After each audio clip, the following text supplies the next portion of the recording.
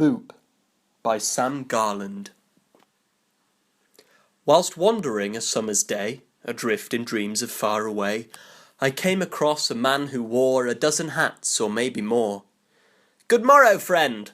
I called, and tipped my cap, to which the other dipped his own in some distinguished stoop, and said a single, gracious, "Boop!"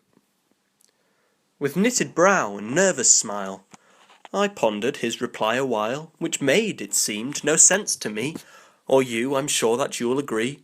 And so I smiled and tipped my hat once more and cried, "Well, fancy that! You'll never guess, it seems I heard instead of your reply a word nonsensical and quite absurd." I laughed aloud, alone, before. The silence stretched a moment more. My hopeful grin began to droop. The man returned a single boop.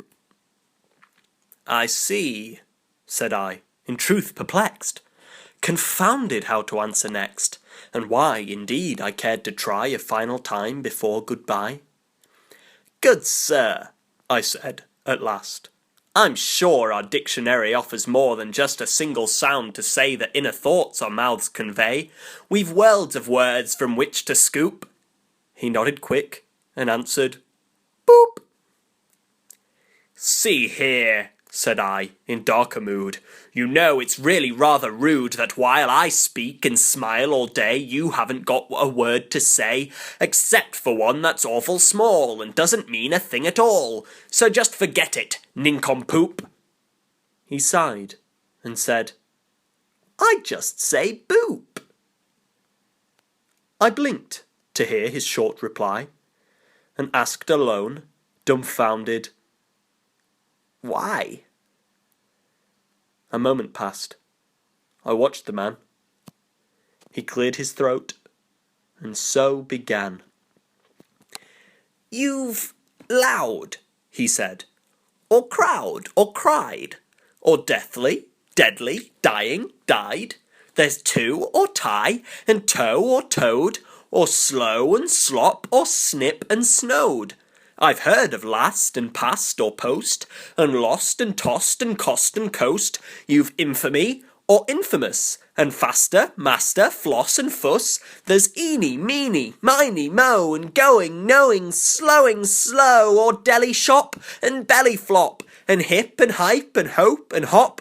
You've sighed," he cried, "and lied or load, and meat or mead, and moat or mode, and worse. There's there and bear and I, or buy and I, and bear and buy. There's ticked or tacked and tactical, or picked and packed or practical. There's hotly, motley, mope and map, and sloping, coping, nope and nat, or mit and mat and might or moat, and kit and cat and kite or coat. There's agony and agonized, or peel and peeling, prose and prized. You've words for herds of beasts and birds, or wholes and halves and eighths and thirds, and cats and cots and books and bikes, or gnats and knots and hooks and hikes.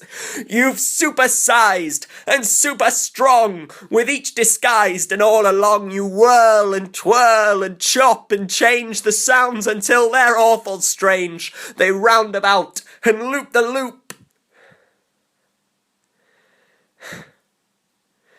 And that is why I just say boop." I stood in awe. The air was still. No sounds escaped my lips until at last I asked, "You mean to say you've thought, I think, to find a way to cut the world of words innate and fashion something rather great? The perfect way to understand a language changing land to land, a course to clear the knotted web we spin in sounds that shift and ebb like rambling tides through crossword soup?" The man, delighted, answered, "Whilst wandering a summer's day, adrift in dreams of far away, I came across a band of folk who raised their hands to wave and spoke. 'Good morrow, sir,' they said, and dipped their caps, to which I smiled and tipped my own, to turn and face the group, and say a word, a little